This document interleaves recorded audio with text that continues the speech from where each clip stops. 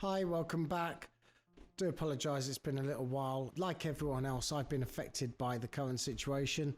My business went south and I've had to start a new one. So it's taken up quite a bit of time, which is part of what I want to talk about today. Is instead of going through some sort of mysteries, this is a mystery obviously, we're going to talk about what's going on now and what we can expect, hope maybe in the future. Some of this is speculation, obviously I can't tell the future, but I can see where things are going. I've been following this virus since January, and I was one of the people on Reddit. People told don't listen to Reddit, all the conspiracy theories, and we were obviously bang on 100% right.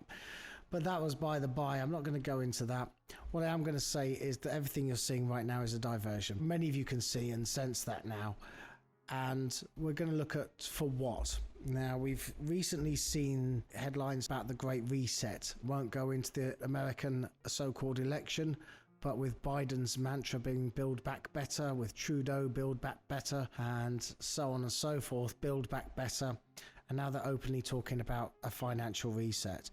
Now, many so-called the conspiracy have been focused on this sort of thing that we've been seeing coming for quite a while, and they just tell us we're talking nonsense. Everything we see, I mean, I saw Yahoo today and they're talking about a freedom pass. You have to have 2 tests a week and you get a freedom pass. Now, anybody listening and taking any of this seriously, quite frankly, I don't know what to say. But that's besides the point. This isn't about all that. That's for you to each make your own mind up. I'm going to talk about what's coming, and I don't want to scare anybody, but what's coming may be scary to some people, in fact, probably to all of you.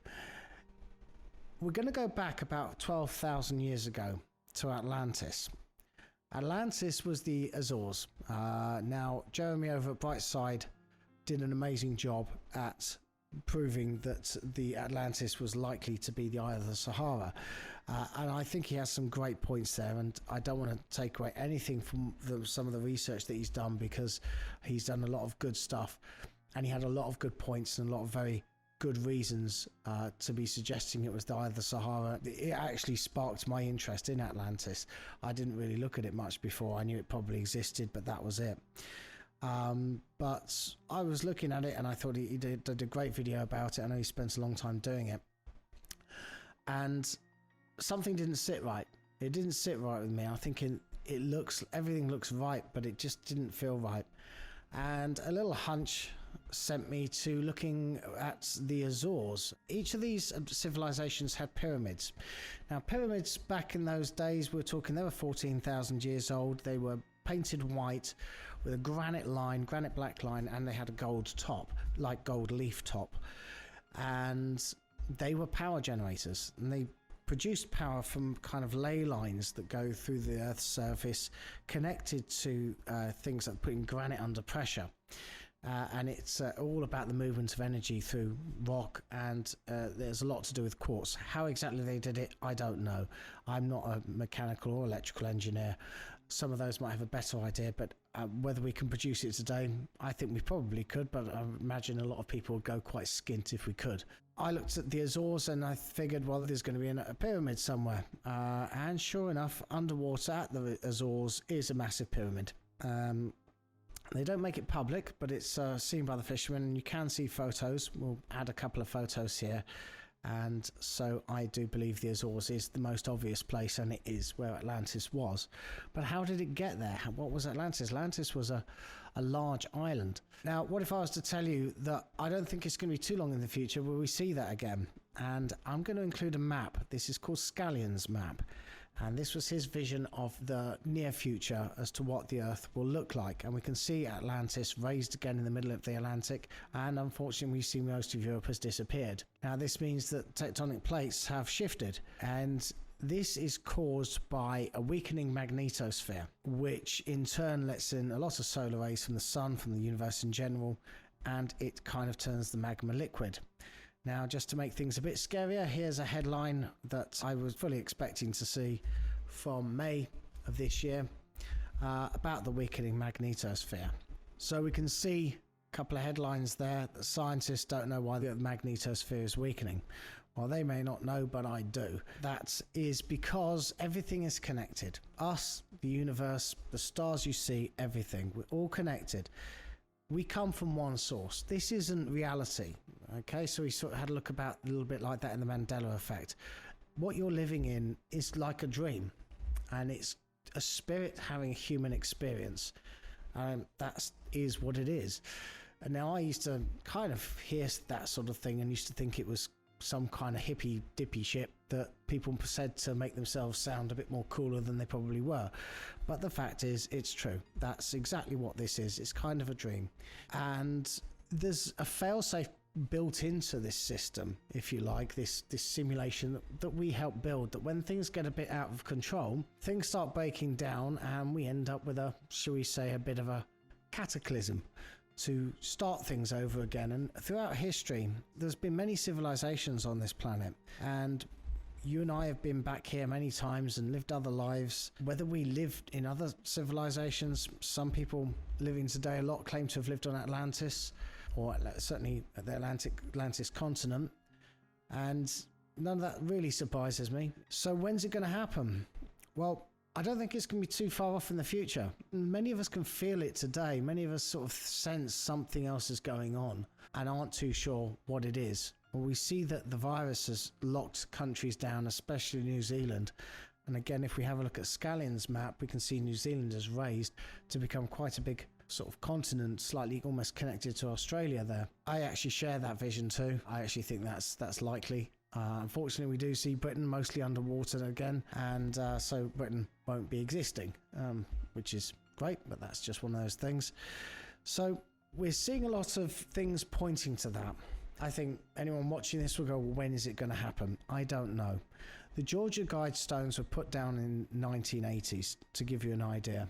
That was for the next generation of a future apocalypse, a guide to live life by, to keep the world at 500 million people, to live at one with nature, don't destroy it. I can't agree with it more. A lot of people see them as evil, as part of Agenda 21, but they're only looking at the first line, and it's not there. What's happening isn't a depopulation, and we're not going to all get fed death pills or something in the water system to kill off a load of us.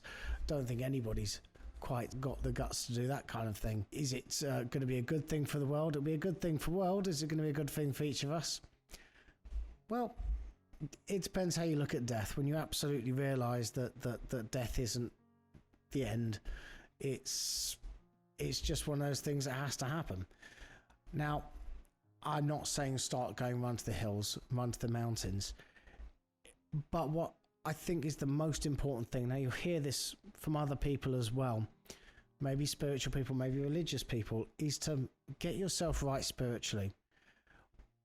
The Bible talks about false prophets, and I think a lot of people have been looking, who's some of the preachers and that sort of thing we have today, maybe even people like myself that are sort of giving you this kind of information. But the false prophets are very much here getting people to believe in a false god, and that is money. And how many of us, all of us, would put money before God? If God came down and said, well, you can sacrifice your next life's poverty to be rich now, wouldn't be surprised to see a lot of people go, yeah, I'll take that. And then obviously in their next life they'll be going, oh, why am I so poor? Well, you kind of did the deal. So you see all over YouTube, all over Instagram, these get-rich-quick scammers, which are on about, earn $6,000 in your first week and so on and so forth. And they're just sucking people in left, right, and centre. People are saying, yeah, tell me how to earn money quick.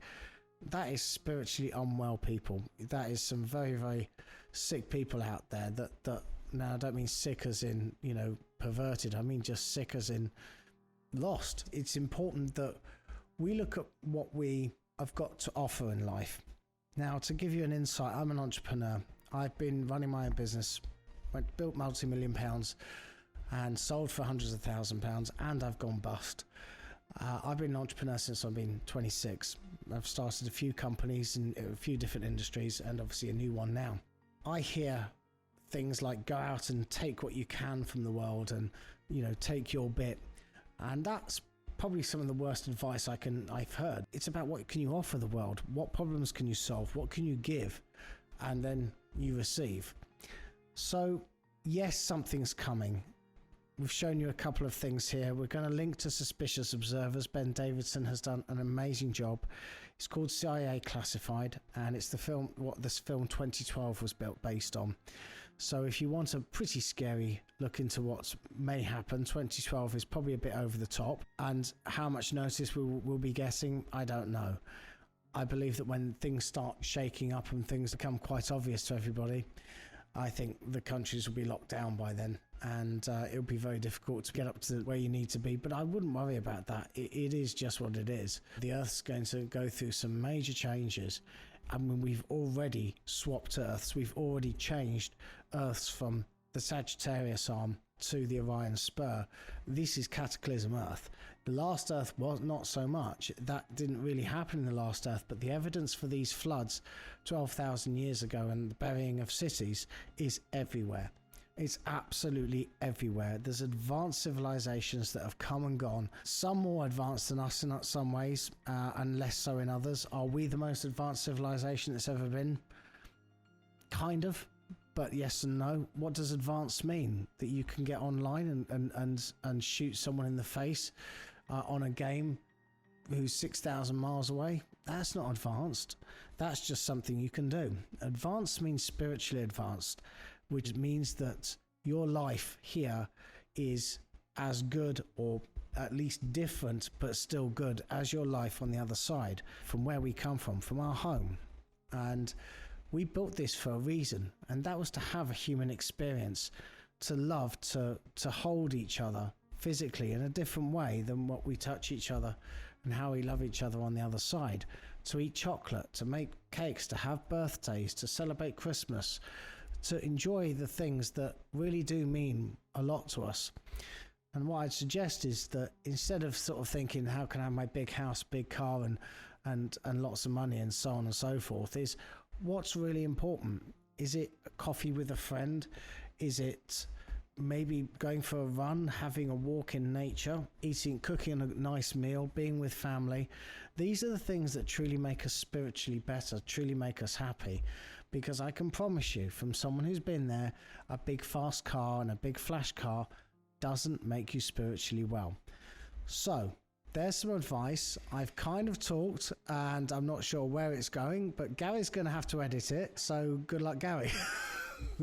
Thank you. Good luck.